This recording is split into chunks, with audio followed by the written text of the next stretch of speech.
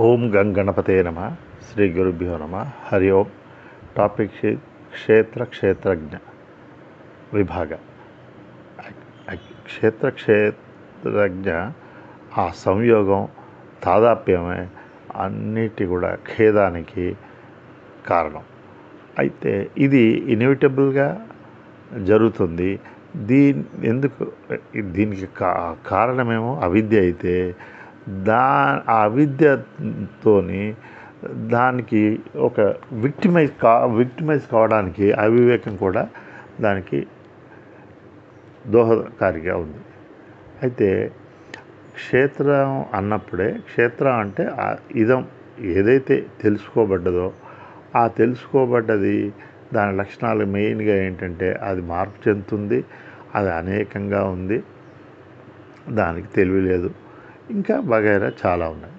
అయితే ఇప్పుడు మనం జాగ్రత్త అవస్థలో ఈ క్షేత్రపరంగా చూసుకుంటే ఇవి ఏంటంటే ఒకటి శరీరం అంటూ కూడా నిజంగా ఒక ఎంటిటీ లేదు. ఒక కార్ లాగా, కార్ అనేది మొత్తం ఇంటిగ్రేటెడ్. ఆ ఎంటిటీ ఆ పీస్కి కార్ అంటాం. కార్లో అనేక పార్ట్స్ ఉన్నాయి. అయితే శరీరం కూడా మనం ఇది చూస్తే నఖశిఖ పర్యంతం అన్నీ కూడా అన్ని పార్ట్స్ ఉన్నాయి. ఇది ఒక flesh, blood, fat and nervous system, just trillions of cells. And ఇది ఒక ఎంటిటీ. ఈ ఎంటిటీలో అనేకంగా ఉన్నాయి. సెకండ్ ఎంటిటీ ప్రాణం. ఈ ప్రాణం పంచప్రాణాలు, ఉపప్రాణాలు అవన్నీ కూడా శరీర కార్యక్రమాలు నిర్వహిస్తున్నాయి. నెక్స్ట్ మనస్సులో అనేక రకాల వికారాలు, అనేకమైన ప్యాటర్న్ ఆఫ్ భావం అండ్ బుద్ధి, నిర్ణయం సంబంధించినవి, చిత్తం, అవి ఎప్పుడు కూడా అనుభూతులు. సో ఈ విధంగా అండ్ జ్ఞానేంద్రియాలు, ఆ జ్ఞానేంద్రియాలు ఏవైతుందో వాటితో గ్రహింపబడ్డ శబ్ద, స్పర్శ, రూప, రస, గంధాదులు అవి. అండ్ కర్మేంద్రియాలతో కర్మ.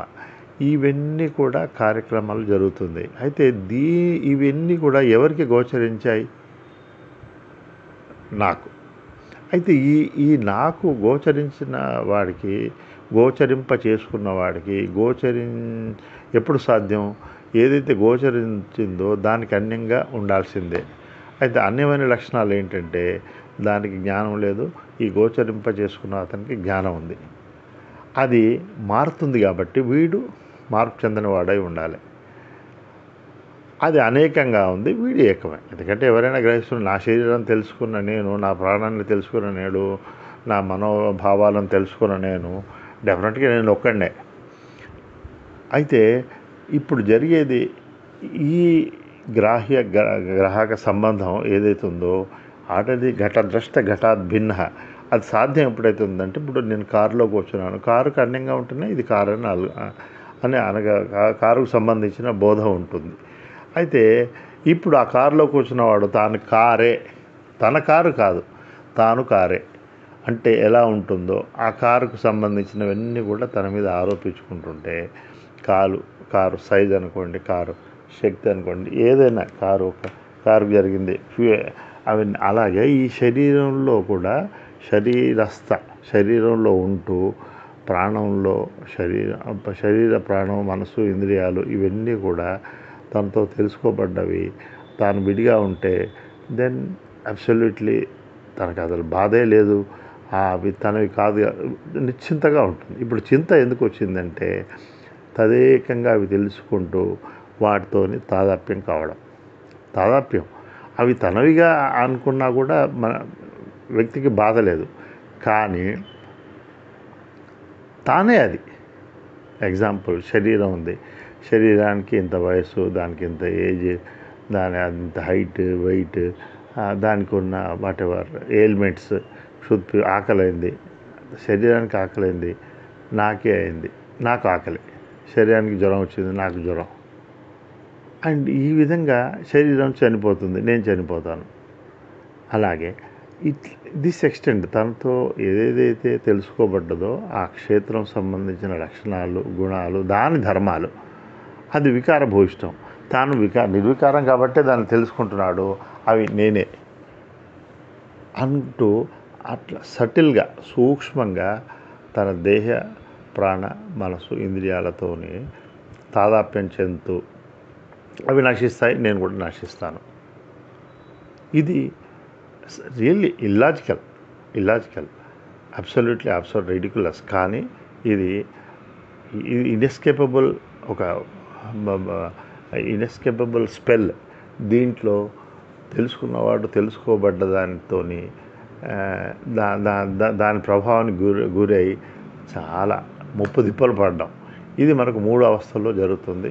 జాగ్రత్త అవస్థలో ఇప్పుడు పేర్కొనే స్వప్నంలో కూడా ఆ స్వప్న ప్రపంచం తను తెలుసుకుంటున్నాడు. అయితే తెలుసుకున్న దాంతో ఒకటయ్యాడు. అది తన లోపలే జరిగింది, బయట లేదు. కానీ స్వప్నంలో ఉన్న అతనికి అది రియల్, అది అనేకం, అది బాహ్యంలో జరుగుతుంది. తను బెడ్ మీద ఉంటాడు, కానీ ఎక్కడో లండన్లో తిరుగుతుంటాడు. ఆ లండన్లో ట్రైన్ బస్ పోతుంది, ఏదో బస్ కింద పడ్డాడు. ఏదేదో ఆ స్వప్నంలో జరిగే అన్నీ కూడా వాటితోని, ఆ తెలుసుకున్న వాటితోని తాదాప్యం చెంది స్వప్నంలో సుఖదుఖాలు అనుభవిస్తున్నాడు. అయితే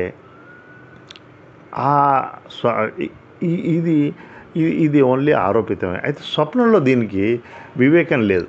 స్వప్నంలో సటిల్ బాడీ, ఒక సూక్ష్మ శరీరం, ఒక 2 అంశాలు ఉండవు. వివేకం లేదు. వివేకం లేదు కాబట్టి అప్పుడు తెలుసుకునే ప్రసక్తే లేదు. అయితే అక్కడి నుంచి మళ్ళీ సుషుప్తికి వెళ్ళి గాఢ నిద్రలో ఈ తెలుసుకోబడ్డవి, తెలిసినవాడు, అనుభవించినవాడు, ఇవి మారుతున్నాయి. జాగ్రత్తావస్థలో ఉన్న సెటప్ స్వప్నంలో లేదు, స్వప్నంలో ఉన్న సుషుప్తిలో లేవు. కానీ అక్కడ కూడా దాన్ని దాన్ని భోక్తా ఉన్నాడు. భోగ్యం ఉంది, సుఖం, దాన్ని భోక్తా ఉన్నాడు. కానీ భోక్తా ఉన్నాడు, అది కూడా తెలిసిన తాను, అది కూడా తనకు తెలుస్తుంది, తెలిసిన తానున్నాడు. తాను ఒక కామన్ ఎంటైటీ. ఈ 3 అవస్థలను కూడా తెలుసుకుంటున్న, గ్రహిస్తున్న ఆ టెర్రస్ లైక్ దట్, బేస్మెంట్లో 3 యాక్టివిటీస్ జరుగుతున్నాయి అనుకుంటే 3 అవస్థలో తెలుసుకోబడ్డది ఉంది, తెలుసుకున్నవాడు ఉన్నాడు, దాంతో తాదాత్మ్యం చెందినవాడు ఉన్నాడు. ఇవి దేనిపాటికి అది విడివిడిగా ఉన్నాయి. ఇది అది కాదు, అది ఇది కాదు. ఇది ఉన్నప్పుడు అది లేదు, అది ఉన్నప్పుడు ఇది లేదు. ఈ స్థితిలో ఈ 3 స్టేట్లో కూడా 3 రకాలుగా ఒక డిఫరెంట్ ఎక్స్పీరియన్సర్ ఉన్నాడు. అయితే దీనికి నిష్కృతి ఓన్లీ జాగ్రత్త అవస్థలోనే ఉంటుంది. జాగ్రత్త అవస్థలో ఏంటంటే ఆ బికమర్ జస్ట్ బీయింగ్గా ఉండలేక బికమర్ అయ్యాడు. బికమర్ కాదు, ఎందుకంటే అది అయ్యే అవకాశం లేదు. నాతో అది తెలుసుకోబడ్డది కాబట్టి నేను విడిగా ఉన్నాను అనుకోవడం, నేను జ్ఞానం కలిగి ఉన్నాను అనుకోవడం. అయితే దెన్ అక్కడ టర్న్ అరౌండ్, నేను జ్ఞానం కలిగి ఉండడం, ఇది సపోజ్ ఇట్ ఈజ్ సాధ్యం కాదు. ఎందుకంటే జ్ఞానం అంతటా ఉంది, నిరాకారంగా ఉంది. ఇదే కంటెన్షన్లో ఎవరెవరైతే ఈ స్థితికి వచ్చారో వాళ్ళు అదే అంటున్నారు, ఏమని, నేను జ్ఞానం కలిగి ఉన్నాను. అది కూడా ఆరోపణే. జ్ఞానం నన్ను కలిగి ఉంది, ఇది లాజిక్. ఎందుకంటే ఒకటి జ్ఞానం ఉండి అది తెలియపరుచుకుంటుంది. నేను జ్ఞానాన్ని ఉందంటే దానికి నిరూపణ సాక్ష్యం ఏంటంటే దానికి నేను అనుకోవడం. ఇప్పుడు జ్ఞానం లేనివి అది నేను అనుకోలేదు. జ్ఞానం అంటే ఆత్మ అంటే జ్ఞానం అంటే నేను అనుకోగలగడం. ఆత్మకు దీనికి అన్యంగా అనాత్మ, దాని కాంప్లిమెంటరీ అంటే అది జ్ఞానం లేకపోవడం, అది నేను అనుకోలేకపోవడం. అయితే జ్ఞానమే అది వాస్తవాన్ని గుర్తించి, జ్ఞానం నిరాకారం అంతటా ఉంది కాబట్టి తాను కూడా నిరాకారం అంతటా ఉన్నాడు. ముందు క్షేత్రజ్ఞుడు అయినప్పుడే అది సెల్ఫ్ రియలైజేషన్. అంటే ఏంటి, తాను కాందేదో దాని నుంచి విడిపడ్డం, అది ముక్తి. ఇది అయితే తాను జ్ఞానం నిరాకారం గుర్తించడం, అది రియలైజేషన్. అండ్ ఆ నిరాకారం సర్వవ్యాపకం ఉంది, అది ఆనంద స్వరూపం, ఆనందో బ్రహ్మ అంటాం. అక్కడ అది పూర్ణంగా ఉంటుంది. అండ్ ఈ ఉపాధికి సంబంధించినవి ఏవి కూడా లక్షణాలు అవి దాన్ని దానికి అన్యంగా ఉంది. అదే జీవుడు యొక్క గమ్యస్థానం, తన ఆచరణ. ఒక ఫిష్ చేప కనుక నీళ్లకు దూరంగా ఉండడం అనేది అనాత్మలో నోన్ క్షేత్రంలో చరించడం. అయితే ఈ చేప దాని నుంచి విడిపడి it is walking back to the waters ఈ స్వరూపంలో నిలబడడం. ఆ చేపకి ఒక పూర్ణత్వం, ఒక టోటాలిటీ అది అది దానికి అప్పుడే సిద్ధిస్తుంది దానికి. సో దానికి దానికి ఏదైతే దానికి డెస్టినీ ఉందో అది సాధ్యం అప్పుడే అనాత్మ నుంచి, అంటే నోన్ నుంచి విభాగం చెంది స్వరూపంలో కనెక్ట్ అవ్వం. This is god relation, this is feasible for human being, and this is very much the state of bliss experienced by so many masters, and that then only will be transcending this pain, these changes. What all is not wanted, it is so, it is indeed so, but we have to make a resolve. పురుషార్థ నిశ్చయం. పురుషుడే అర్థం. పురుషుడు సృష్టించినవి అనాత్మలో వాటికి సంబంధించిన మన options కాకుండా పురుషుడే. ఎలాగైతే దుర్యోధనుడు నారాయణుడి సేన కావాలనుకున్నాడు అనాత్మ, కానీ అర్జునుడు నారాయణుడే కావాలనుకున్నాడు. So this is the contrast to get the state of bliss. Hari Om.